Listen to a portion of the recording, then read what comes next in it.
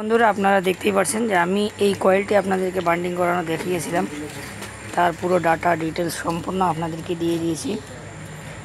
এটি 23 নম্বর ওয়্যার আর 24 নম্বর ওয়্যার আছে, 26 নম্বর ওয়্যার আছে, যার টার্নগুলো সব আমার ডিসক্রিপশন বক্সে দেখতে পাবেন।